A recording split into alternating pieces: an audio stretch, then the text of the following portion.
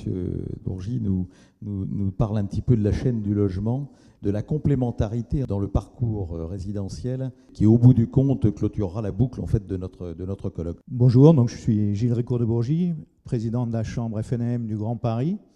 Donc je sais qu'il y a certaines personnes qui s'étonnaient de la présence de la FNAM dans le cadre d'un colloque sur le Grand Paris, mais je suis là pour témoigner qu'effectivement, le Grand Paris, c'est évidemment la construction, c'est le neuf, c'est les 70 000 logements à construire par an, mais c'est aussi un rôle fondamental dédié à l'ancien qui joue un rôle immédiat de transition, je dirais, en attendant la construction, sur le Grand Paris. L'intérêt, c'est que nous sommes 2200 professionnels sur le terrain avec en contact direct le client. Et encore une fois, on n'arrivera jamais à construire si on n'écoute pas quelle est réellement la problématique du locataire, du propriétaire bailleur, etc.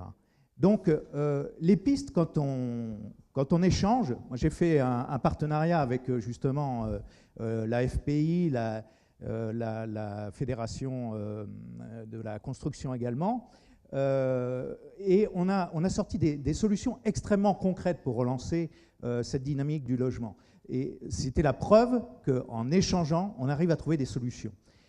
Pour finir et pour aller vite, au niveau de la FNAM, on a un constat très simple.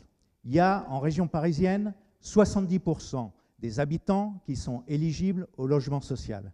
On offre actuellement 20%, 25, 30% peut-être en 2030 de logement social. C'est la preuve que le public ne pourra pas subvenir à l'attente, à la demande des franciliens.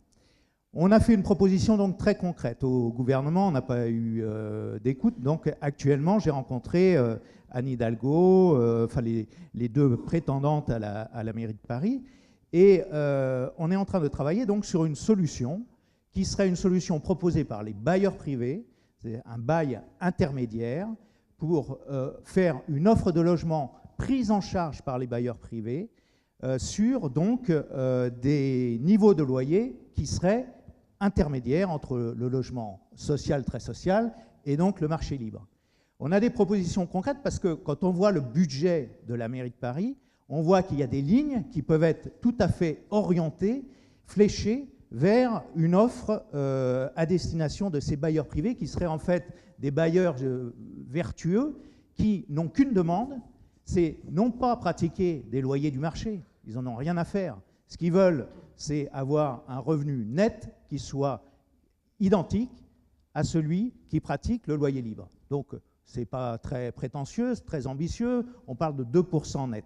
Donc, on a des propositions concrètes, et ça, ce sont des choses qui, à mon avis, sont extrêmement intéressantes, parce que quand on parle des 70 000 logements, effectivement, c'est dans 5 ans, 10 ans, 15 ans, 20 ans, quand on aura levé tous les problèmes qu'on a évoqués ici, et régler toutes ces questions d'intercommunalité qui, c'est vrai, grâce à la métropole de Paris, peuvent régler pas mal de problèmes. Mais en attendant, les Français, les Franciliens nous attendent pour régler ce problème du logement. Et donc, voilà, c'est, je crois, très important, toujours quand on parle du foncier et du neuf, d'inclure la logique de l'ancien, parce que je n'ai pas le temps, mais on pourrait parler de la rénovation énergétique. Il y a un chantier considérable pour mobiliser l'offre du parc privé qui est complètement obsolète. Et encore une fois, il faut de l'argent et des idées. Bon, ben merci beaucoup.